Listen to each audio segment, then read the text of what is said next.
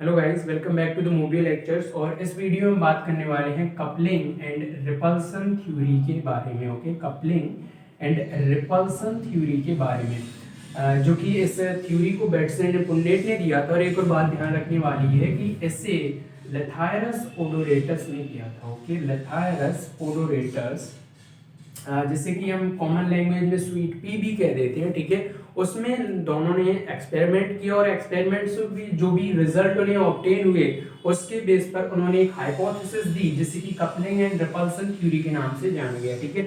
ये थ्योरी मैं आपको क्यों बता रहा हूँ इसकी मैं बाद में बात करूंगा। सबसे पहले हम देखते हैं कि कपलिंग एंड रिपल्सन थ्योरी के अंडर में दोनों साइंटिस्ट ने क्या बताया था, ठीक है। तो सबसे पहले जो बात आती है कि इस थ्योरी को देने से पहले उन्होंने कुछ एक्सपेरिमेंट किए होंगे, उसके बाद ही जो भी उनके पास रिजल्ट आया उसी के बेस पर उन्होंने थ्योरी दी होगी, ठीक है। तो उन्होंने जो दो एक्सपेरिमेंट किए हैं उनके बारे में हम सबसे पहले बात करेंगे, ठीक है। तो सबसे पहले एक्सपेरिमेंट में जो कि लेथायरस ओडोरेटस के ऊपर किया गया था, उसमें जब उन्होंने एक्सपेरिमेंट किया तो दो कैरेक्टरिस्टिक्स को ध्यान पे रख के किया, ठीक है। सबसे पहला जो था फ्लावर का कलर और दूसरा था पोलन का साइज, ठीक है। तो सबसे पहले एक्सपेरिमेंट में उन्होंने दो फ्लावर लिए, जिसमें कि पहला था, पहले फ्लावर का जो कलर था वो था ब्लू फ्लावर, ओके, और जो उसके पोलन का साइज था वो था long pollen, okay, blue flower and long pollen. और दूसरा जो उन्होंने फ्लावर लिया क्रॉस कराने के लिए वो था रेड फ्लावर, ओके, उसका कलर था रेड और जो पोलन का साइज था उसमें राउंड पोलन, ओके। इन दोनों फ्लावर्स के बीच में क्रॉस कराया। सबसे पहले हम देखेंगे कि ब्लू फ्लावर को यहाँ पे रिप्रेजेंट किया गया कैपिटल आर से, ठीक है, और लॉन्ग पोलन को यहाँ पे रिप्रेजेंट किया गया capital R O and capital R O, ठीक है। ये होमोजाइगस कंडीशन है। हेटेरोजाइगस कंडीशन वो होती है जहाँ पे डिफरेंट एलील होते हैं, ठीक है, डिफरेंट एलील प्रेजेंट होते हैं, ये जबकि होमोजाइगस कंडीशन है। और रेड फ्लावर को यहाँ पे रिप्रेजेंट किया गया है स्मॉल आर से, okay, homozygous condition. And round pollen को रिप्रेजेंट किया गया small R O and another small R O, ठीक है। ये इनका जीनोटाइप था। तो जब इन दोनों फ्लावर्स के बीच में उन्होंने क्रॉस कराया तो उससे पहले देखो, सबसे पहले हम देखेंगे कि इस फ्लावर से ये जो जीनोटाइप है इससे हमें कौन से गेमीट का फॉर्मेशन देखने के लिए मिलेगा, ठीक है। तो जब भी होमोजाइगस जो कंडीशन होती है उस कंडीशन में जो गैमीट बनते हैं वो सिर्फ एक ही टाइप के होते हैं, ठीक है। जब हेटेरोजाइगस कंडीशन हो, जैसे कि यहाँ पे होमोजाइगस कंडीशन थी, ठीक है, अगर यहाँ पे हेटेरोजाइगस कंडीशन होती ऐसे जैसे कि यहाँ पे लिखा हुआ है तो इससे 4 गैमीट बनते हैं, ठीक है।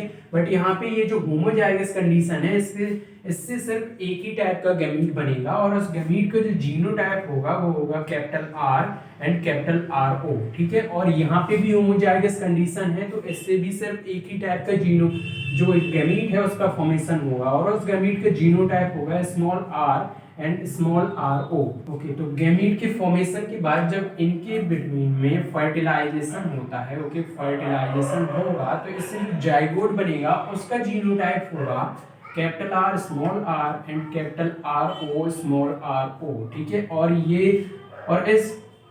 ये जो हाइब्रिड होगा, ठीक है, इन दोनों गैमीट के क्रॉस कराने के बाद यानी इन दोनों गैमीट के फर्टिलाइजेशन के बाद जो भी जनरेशन आएगी उसे हम बोलेंगे F1 जनरेशन, ठीक है।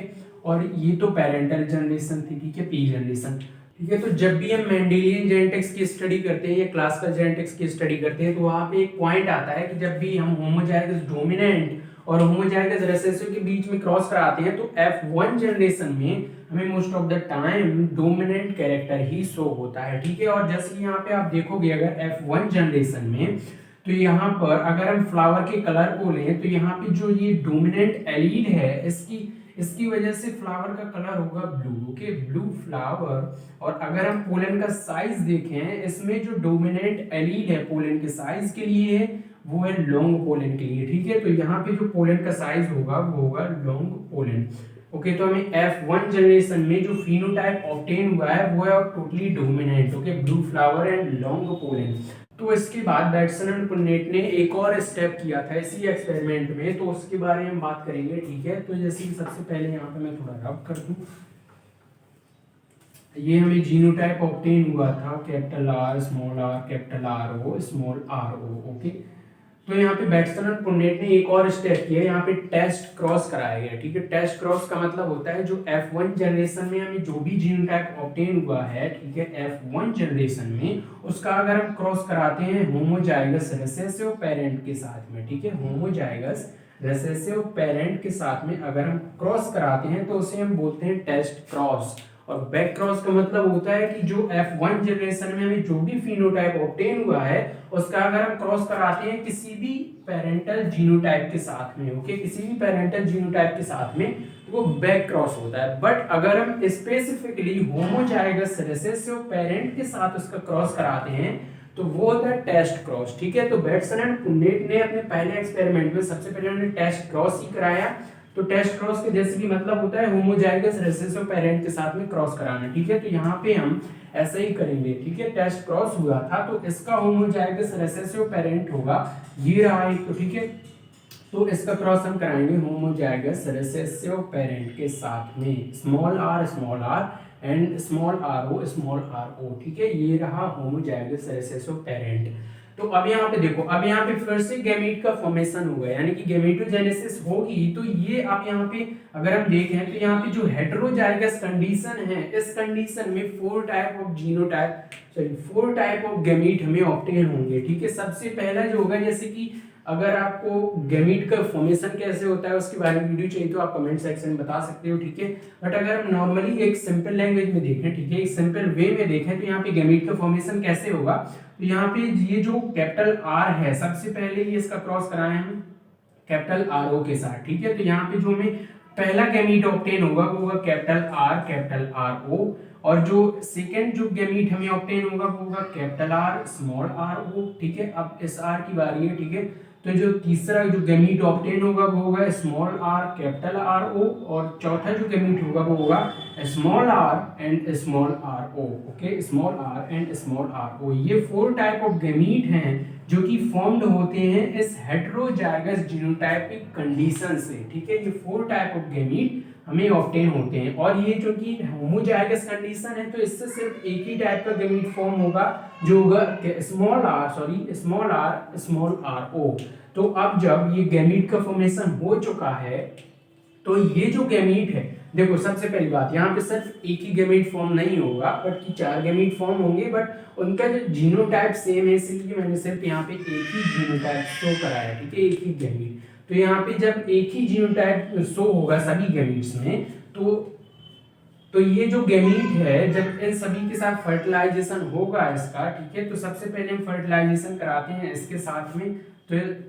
तो जब भी इस capital R and capital R O का फर्टिलाइजेशन होगा इस गैमीट से, स्मॉल आर ओ, जब इनके बीच में फर्टिलाइजेशन होगा तो जीनोटाइप जो यहाँ पे हमें ऑब्टेन होगा वो होगा capital R and capital R O small R O, ठीक है। फर्स्ट जीनोटाइप हमें ये ऑब्टेन हुआ, और जो दूसरा जीनोटाइप होगा वो होगा, और दूसरे जीनोटाइप में इसका क्रॉस कराएंगे, ठीक है, capital R small R O का फर्टिलाइजेशन होगा स्मॉल आर ओ के साथ में, ठीक है। तो जो हमें जीनोटाइप ऑब्टेन होगा इन दोनों की फर्टिलाइजेशन से वो होगा capital R small R and small R O, okay. ये जो दूसरा जीनोटाइप है हमें दूसरा जीनोटाइप ऑब्टेन हुआ, और जो थर्ड जीनोटाइप है जब इसका इस गैमीट का फर्टिलाइजेशन होगा इसकी हेल्प से, तो जो तीसरा जो जीनोटाइप है वो ऑब्टेन होगा हमें small R and capital R O small R O, okay. और फोर्थ जो जीनोटाइप हमें ऑब्टेन होगा वो होगा small R and small R O, okay. तो ये 4 टाइप ऑफ जीनोटाइप हमें शो होंगे इसमें F1 generation, okay, F1 generation of test cross. ये अगर हम देखें तो ये F2 जनरेशन है और डाई हाइब्रिड क्रॉस की, बट ये F1 जनरेशन है टेस्ट क्रॉस की, ठीक है। तो F1 जनरेशन में हमें 4 टाइप ऑफ जीनोटाइप ऑब्टेन होंगे। तो अगर हम इनके फिनोटाइप की बात करें तो यहाँ पर अगर हम फ्लावर की कलर की बात करेंगे तो चूंकि यहाँ पे एक डोमिनेंट एलील पहले से ही प्रेजेंट है तो ये रेसेसिव एलील को सप्रेस करेगा, ठीक है। इसका जो डोमिनेंट कैरेक्टर होगा वो शो होगा। तो यहाँ पे फ्लावर का कलर होगा blue flower, okay, blue flower, and यहाँ पे पोलन का जो कलर होगा वो होगा लॉन्ग पोलन, पोलन का जो साइज होगा वो होगा लॉन्ग पोलन, ओके। और ऐसा का जीनोटाइप फिनोटाइप की अगर हम बात करें इस जीनोटाइप के, फिनोटाइप की अगर हम बात करेंगे तो वो होगा, देखो पहले से यहाँ पे डोमिनेंट है फ्लावर के कलर के लिए, तो यहाँ पे आएगा blue flower. Okay, blue flower.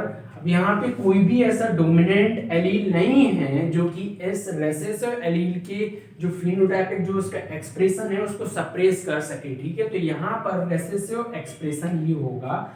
तो अगर ये रेसेसिव एलील एक्सप्रेस करते हैं खुद को, तो यहाँ पे जो फिनोटाइप है वो होगा राउंड। Okay, round pollen. और अगर हम तीसरे जीनोटाइप की फिनोटाइप की अगर हम बात करें तो यहाँ पर देखो फिर से कोई भी डोमिनेंट एलील नहीं है, तो जो फ्लावर का जो कलर होगा वो होगा रेड, और पोलन का जो साइज होगा वो होगा लॉन्ग। ओके, और फोर्थ जीनोटाइप में फ्लावर का कलर फिर से रेड होगा, और यहाँ पर कोई भी डोमिनेंट एलील क्योंकि नहीं है तो ये फिर से राउंड होगा। ओके, फिर से राउंड पोलन। तो अब देखो ये तो हमने क्रॉस कर लिया, ठीक है, बट जब बैटसन और पुन्नेट ने जब इस टेस्ट क्रॉस को किया था तो इन्हें जो रेशियो ऑब्टेन हुआ वो था 7:1:1:7। ओके, तो यहाँ पे जो 7 and 7 है वो है पेरेंटल फिनोटाइप के लिए। ठीक है, तो जो डोमिनेंट पेरेंटल फिनोटाइप है यानी कि ब्लू फ्लावर लॉन्ग पोलन, जैसे कि हम यहाँ पे देख सकते हैं blue flower and long pollen, ये पेरेंटल फिनोटाइप था। ठीक है, तो ये जो पेरेंटल फिनोटाइप है इसका जो रेशियो था वो था 7, और यहाँ पे ये जो रिकॉम्बिनेंट फिनोटाइप्स हैं इन दोनों की जो रेशियो थे 1:1, और ये जो रेसेसिव फिनोटाइप है, रेसेसिव पेरेंटल फिनोटाइप है, red flower and round pollen, इसका जो रेशियो ऑब्टेन हुआ उन्हें 7। ओके, तो यहाँ पर आप यूजुअली देख सकते हो कि इस फर्स्ट जो उन्होंने एक्सपेरिमेंट किया उसमें जो डोमिनेंट और रेसेसिव पेरेंटल जो कॉम्बिनेशन हैं उनका फॉर्मेशन ज्यादा हो रहा है। ठीक है, बट जो यहाँ पे रिकॉम्बिनेंट कॉम्बिनेशन थे उनका फॉर्मेशन बहुत ही कम फ्रीक्वेंसी में हो रहा है। बट अगर हम मेंडेलियन जेनेटिक्स, जब मेंडल ने एक्सपेरिमेंट किया था डायहाइब्रिड क्रॉस में, तो उससे जीनोटाइप ऑब्टेन हुआ था 1:1:1:1, क्योंकि जब भी हम डायहाइब्रिड नॉर्मल जो डायहाइब्रिड टेस्ट क्रॉस होता है जैसे कि मेंडल ने किया था उसमें रेशियो ऑब्टेन हुआ था 1:1:1:1, बट यहाँ पे जो हमें रेशियो ऑब्टेन हो रहा है वो है 7:1:1:7। ठीक है, मतलब कि यहाँ पर जो डोमिनेंट पेरेंटल जो कैरेक्टर है और जो रिसेसिव पेरेंटल कैरेक्टर है वो बहुत ही ज्यादा फ्रीक्वेंसी में फॉर्म हो रहे हैं, और जो रिकॉम्बिनेंट फिनोटाइप है वो बहुत ही कम फ्रीक्वेंसी में फॉर्म हो रहे हैं। ठीक है, तो यहाँ पे बैटसन और पुन्नेट ने ये जो फिनोमेनन है इसको कपलिंग कहा था। क्यों कहा था? देखो कपलिंग का यूजुअली मतलब होता है साथ में रहना। ठीक है, कपलिंग का मतलब होता है साथ में रहना। तो उन्होंने ऑब्जर्व किया क्या था कि जो ब्लू फ्लावर के लिए जो एलील है और लॉन्ग पोलन के लिए जो एलील है वो साथ ही साथ इनहेरिट हो रहे हैं, इसीलिए उसका जो फ्रीक्वेंसी है बनने की वो ज्यादा थी। और जो रेड फ्लावर के लिए रेड कलर के लिए जो एलील है और जो राउंड पोलन के लिए जो एलील है वो भी साथ ही साथ इनहेरिट हो रहे थे। ठीक है, यानी कि इनके फॉर्मेशन की फ्रीक्वेंसी भी बहुत ज्यादा थी, इसीलिए इन्होंने इस चीज को कपलिंग कहा। और एक और बात, ये जो हाइपोथेसिस है ये बहुत ही पियोनियर हाइपोथेसिस है, यानी कि जब लिंकेज को समझा जा रहा था ये उस टाइम की हाइपोथेसिस है। ठीक है, और यहाँ पे काफी हद तक बैटसन और पुन्नेट ने लिंकेज को एक्सप्लेन भी किया है, क्योंकि अगर आप पूरे इस एक्सपेरिमेंट को देखोगे जो भी बैटसन और पुन्नेट ने किया है, तो वहां पे अगर हम मॉडर्न जेनेटिक्स को उठाएं, ठीक है, तो वहां पे इनकम्प्लीट लिंकेज के नाम से जो लिंकेज के टाइप होते हैं कंप्लीट या इनकम्प्लीट लिंकेज,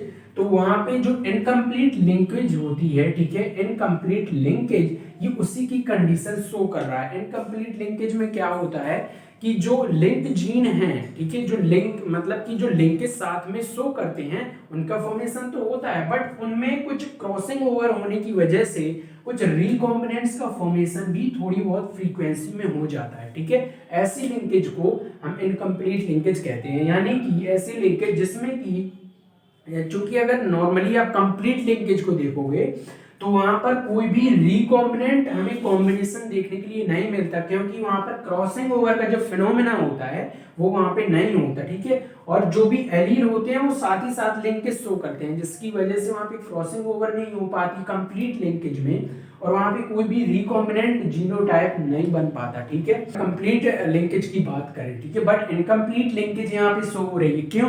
क्योंकि इनके बीच कहीं ना कहीं क्रॉसिंग ओवर हुआ है, जिसकी वजह से यहाँ पे रिकॉम्बिनेंट फिनोटाइप भी हम देख सकते हैं। ठीक है, ठीक है, तो ये उनका कपलिंग फिनोमेना था, यानी कि उन्होंने बोला क्या कि ये जो डोमिनेंट एलील है, ठीक है, ब्लू फ्लावर के लिए जो एलील है ब्लू कलर के लिए, और जो लॉन्ग पोलन के लिए जो एलील है वो साथ ही साथ इनहेरिट हो रहा है, और जो रेड फ्लावर के लिए यानी कि रेड कलर के लिए जो एलील है और जो रंग पोलन के लिए जो एलील है वो भी साथ ही साथ इनहेरिट हो रहा है। इसलिए इनकी जो फ्रीक्वेंसी है वो जनरेशन बाय जनरेशन बहुत ही ज्यादा आ रही है, और इसी साथ साथ इनहेरिट होने को, यानी कि ये जब दोनों एलील साथ साथ इनहेरिट हो रहे थे जनरेशन बाय जनरेशन, तो उस फिनोमेना को इन्होंने कपलिंग नाम दिया। ठीक है, और जो इन्होंने दूसरी दी थी रिपल्सन, उसको कैसे किया उसको हम यहीं पे समझ लेते हैं। ठीक है, उन्होंने ये पूरा क्रॉस तो किया, बिल्कुल सिमिलर ही किया। ठीक है, उन्होंने किया क्या कि blue flower with long pollen का क्रॉस कराया उन्होंने red flower with long pollen के साथ में। ठीक है,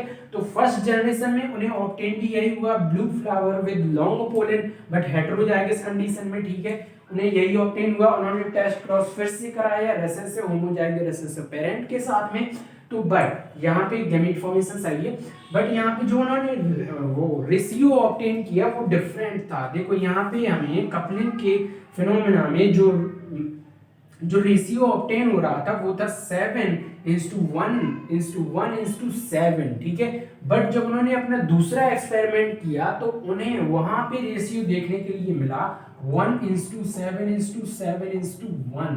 ओके, ये रेशियो उन्हें देखने के लिए मिला, और ये जो 1 है, ठीक है, ये 1 है, ये इसके लिए था, 7 इसके लिए, और 7 इसके लिए, और 1 इसके लिए। अब देखो ये रिपल्सन की बात हो रही है। ठीक है, अब यहाँ पे कपलिंग की बात नहीं हो रही, कपलिंग की हमने पहले बात कर ली, अब यहाँ पे रिपल्सन की बात हो रही है। रिपल्सन में उन्होंने सब कुछ सेम ही किया, पूरा क्रॉस सेम था, बट जो रिजल्ट था F1 जनरेशन का, ठीक है, टेस्ट क्रॉस की F1 जनरेशन में जो उन्हें रेशियो ऑब्टेन हुआ था वो था 1:7:7:1। ठीक है, सॉरी 1:7:7:1।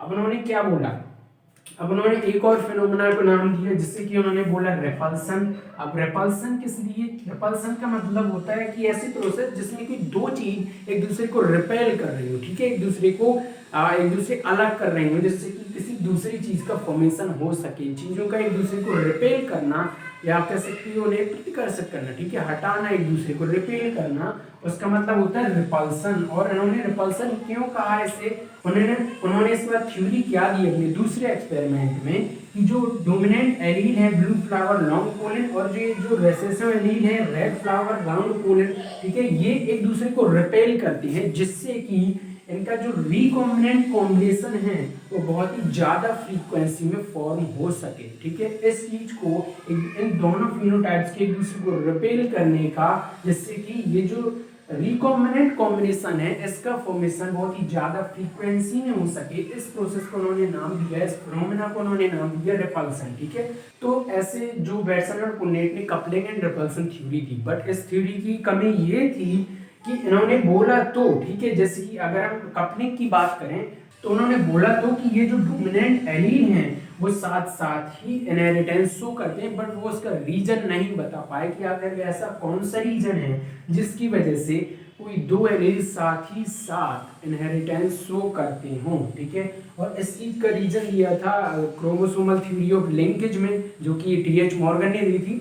उसमें उन्होंने बताया था इसका रीजन ये था कि जब भी कोई भी दो एलील या कोई दो जीन, ठीक है, क्रोमोसोम में साथ ही साथ नियर बाई प्रेजेंट हो, तो वो यूजुअली उनके बीच क्रॉसिंग ओवर नहीं हो पाती, और जिसकी वजह से वो जो दूसरी जनरेशन होती है उनमें इनहेरिटेंस करते रहते हैं। ठीक है, क्योंकि वो बहुत ही नियर बाई प्रेजेंट होते हैं। ठीक है, जो दो एलील हैं अगर वो बहुत ही नियर बाई प्रेजेंट हैं तो वो लिंकेज शो करेंगे, क्योंकि उस सिचुएशन में उनके बीच में क्रॉसिंग ओवर नहीं हो पाती, जिससे किसी को या तो रिकॉम्बिनेंट का फॉर्मेशन करने ऐसा नहीं हो पाता। ठीक है, अगर वो नियर बाई बहुत ही क्लोजली प्रेजेंट है तो उसकी बात मैं कर रहा हूँ। ठीक है, तो यहाँ पे ये कपलिंग एंड रिपल्सन थ्योरी थी। अब क्यों थी, मैंने आपको क्यों बताया क्योंकि ये उस टाइम की थ्योरी थी जब लिंकेज को जस्ट समझा जा रहा था, ठीक है, कि लिंकेज है क्या, ऐसी कौन सी फिनोमेना है जिसकी वजह से हमें जो पेरेंटल जीनोटाइप है, फिर वो चाहे डोमिनेंट हो या रेसेसिव हो, ठीक है, पेरेंटल जीनोटाइप है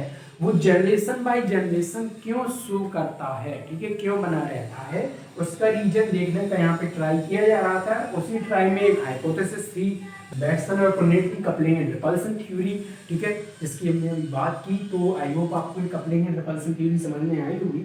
और अगर आपका कोई भी क्वेश्चन हो या डाउट हो कमेंट सेक्शन में आप लिख सकते हो, और किसी भी टॉपिक पर अगर आपको वीडियो चाहिए तो आप कमेंट सेक्शन में बता सकते हो, ठीक है। तो नेक्स्ट वीडियो मिलते हैं, तब तक के लिए बाय।